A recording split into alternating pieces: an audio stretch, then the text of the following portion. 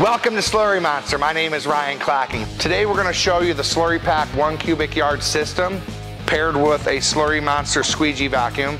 This is a 30-inch, 150 CFM, 150 inches of lift, pretty decent squeegee vacuum.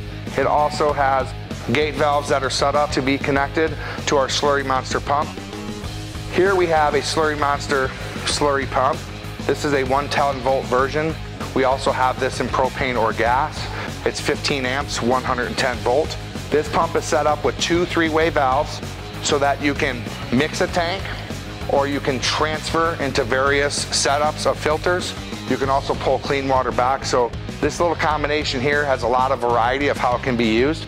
It also includes a pressure reduction tank that will also support it with a static mixer to allow proper mixing of the material. Today, essentially, we're going to be bringing in slurry through the squeegee jack. We have some grinding going on to produce that slurry. We're going to be processing it with our Lucid product. We're going to be mixing this tank with our pump, and then we're going to be transferring that slurry into this filter pack. And then from there, we will be decanting the water from the backside and returning the clean water to the service. Let's go ahead and fire up this operation so you can see exactly how it works.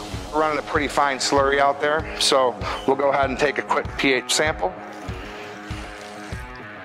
We can see the pH is approximately, let's call it just over 11. Again, Lucid HB is our primary concrete product, so we'll go ahead and add the Lucid HB. Maximum dosage for this is about 1 pack per 30 gallons. This is a 30 gallon squeegee vacuum. So I'm gonna go ahead and just add the entire pack.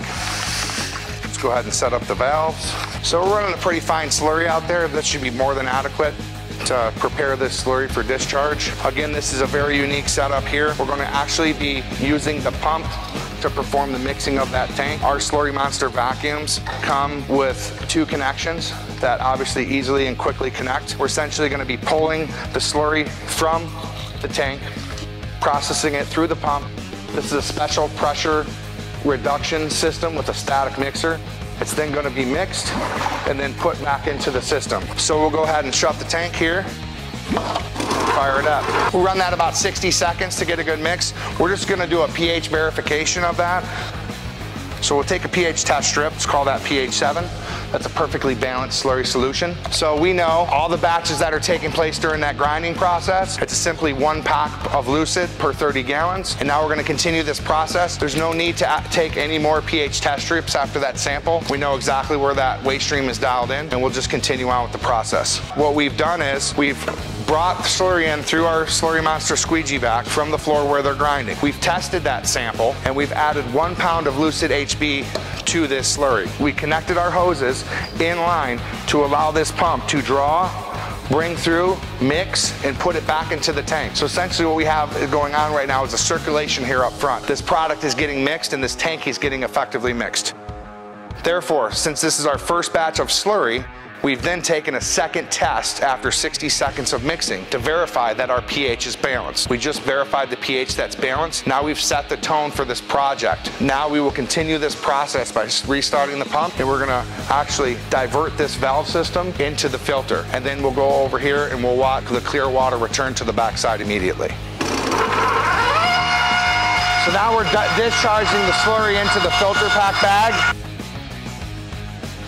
Just want to do a quick catch up of what we've done thus far. So essentially we have transferred that slurry into this filter pack, and now we have decanted that water on the back side here. Now we're going to show the return of the clean water back to the floor. So essentially we're going to prep this unit to extract from the back side of this drainette filter, which is the clean water portion. We're going to bring that through the pump. We're going to divert it back into the bucket. The bucket will go back to the grinder, fill the grinder back up with clean water. First thing we want to do is go ahead and shut off both valves to our vacuum. We'll go ahead and pop the valve off, stick it into the bucket that we're going to discharge the clean water to, and then we will pull down the secondary line and cap it. Never know if you make a mistake throwing a valve the wrong direction, so if you don't have the hose in the proper place, make sure you cap the other. So we'll go ahead and pop that lower line off. Last part is we're going to make sure we have our flow correct to get our process in place. So essentially we want to crack this valve, make sure that we're sucking this valve's in the proper position. It's going to go through the pump. We need to make sure that we directionally change that valve so that it's going to fill the bucket. Now we're in the position to recover that clean water into the bucket so that we can use it on the grinder. So I'll just go ahead and fire it up, fill the bucket up. We'll go ahead and cap that to make sure we don't have any leaking, and we'll get a quick sample of the output. Give this about 10-15 seconds.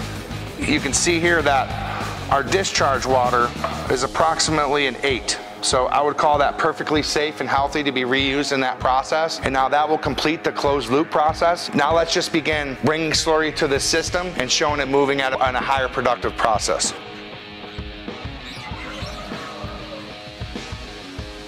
So we've set up a mini filter on the insert where the clean water tank is for this auto scrubber. So now we're going to go ahead and pick up this clean water that we de-water and decant it, and we're going to put this back in the auto scrubber so that we can start cleaning up the floor.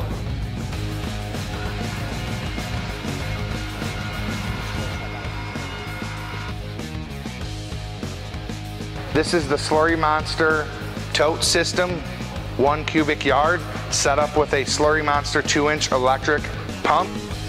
We also have a SlurryMaster slurry vac and an auto scrubber. The benefits of this system is it's very scalable, very simple.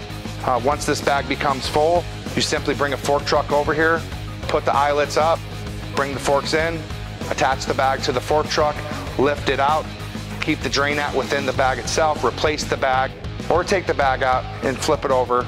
It can be reused if cleaned. Come back, reinsert the bag, and then just start rerunning the system. Or if you're doing a larger project, you can set up additional slurry packs in this 6x6 spill pack system, up to 4 total cubic yards. That will give you some good slurry storage. So the whole key here is to ensure that we're not overfilling the bags and that the watering process is returning quick enough so that we can reuse as much water as possible. And if you see that those bags are becoming full, that's when you would add a second SlurryPack tote to the system to allow this particular one to decant into water while you're using that one. And then essentially you alternate between however many you set up to manage that process on the floor.